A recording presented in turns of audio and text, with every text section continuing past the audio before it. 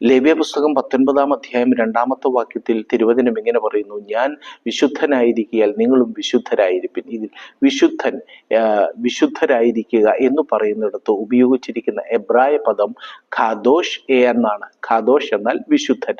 എന്നാൽ അതിൻ്റെ കൂടുതൽ അക്ഷരാർത്ഥത്തിലുള്ള അർത്ഥം എന്ന് പറയുന്നത് ഒരു പ്രത്യേക ഉദ്ദേശ്യത്തിനായി വേർതിരിക്കപ്പെട്ടത് എന്നാണ്. ഈ പശ്ചാത്തലത്തിൽ നിന്നുകൊണ്ട് ആ വിശുദ്ധൻ എന്ന വാക്ക് യഥാർത്ഥത്തിൽ എന്താണ് അർത്ഥമാക്കുന്നത് എന്ന് നമുക്കൊന്ന് നോക്കാം. ഖദിരമരം കൊണ്ടൊരു പെട്ടകം ഉണ്ടാക്കുവാൻ ദൈവം പറഞ്ഞപ്പോൾ ഖദിരമരം കൊണ്ട് ആ പെട്ടകത്തിനകത്ത്, ആ നിയമപ്പെട്ടകത്തിനകത്ത് ദൈവം ഉദ്ദേശിച്ച ആ വിശുദ്ധി വന്നത് അതൊരു സാധാരണ ഖദിരമരം മാത്രമായിരുന്നു. എന്നാൽ അത് അഭിഷേക തൈലം കൊണ്ട് അഭിഷേകം ചെയ്യപ്പെട്ടപ്പോൾ ദൈവിക ഉദ്ദേശത്തിനും ദൈവ സാന്നിധ്യത്തിനും വേണ്ടി മാത്രം വേർതിരിക്കപ്പെട്ടു. അതുപോലെ ഒരു പ്രത്യേക ഉദ്ദേശത്തിനായി വേർതിരിക്കപ്പെട്ടവനാണ് വിശുദ്ധൻ എന്ന് പറയുന്നത്. ഈ വിശുദ്ധിയിൽ നിങ്ങൾ വേർതിരിക്കപ്പെട്ടവനായി, ആ പ്രത്യേക ഉദ്ദേശത്തിനു വേണ്ടി മാത്രം വേർതിരിക്കപ്പെട്ടവനായി നിങ്ങൾ നിന്നാൽ എന്താണ് ഗുണമെന്നറിയാമോ? നോഹയോട് ദൈവം പറഞ്ഞു, നീ ഗോഫർ മരം കൊണ്ടൊരു പെട്ടകം ഉണ്ടാക്കണം.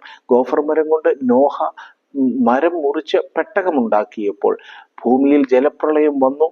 ആ ജലപ്രളയത്തിനകത്ത് സകല വൃക്ഷങ്ങളും വെള്ളത്തിനടിയിൽപ്പെട്ട് നശിച്ചു പോയപ്പോൾ, ആ പ്രതികൂല വെള്ളത്തിന് അകത്ത് മുങ്ങിപ്പോയപ്പോൾ പെട്ടകമായി രൂപമാറ്റം സംഭവിച്ച മരങ്ങൾ, ആ രൂപാന്തരം വന്ന മരങ്ങൾ അത് വെള്ളത്തിനു മീതെ, പ്രതികൂലത്തിനു മീതെ ഉയർന്നു നിന്നു. അപ്പോൾ വിശുദ്ധൻ, വേർതിരിക്കപ്പെട്ടവൻ, ഒരു പ്രത്യേക ഉദ്ദേശത്തിനു വേണ്ടി നിങ്ങളും ഞാനും വേർതിരിക്കപ്പെട്ടാൽ ഒരു വെള്ളത്തിനും നമ്മളെ മുക്കിക്കളയാൻ കഴിയുകയില്ല എന്നാണ് ദൈവത്തിൻ്റെ തിരുവചനം പറയുന്നത്. അതാണ് ഖാദോഷ്.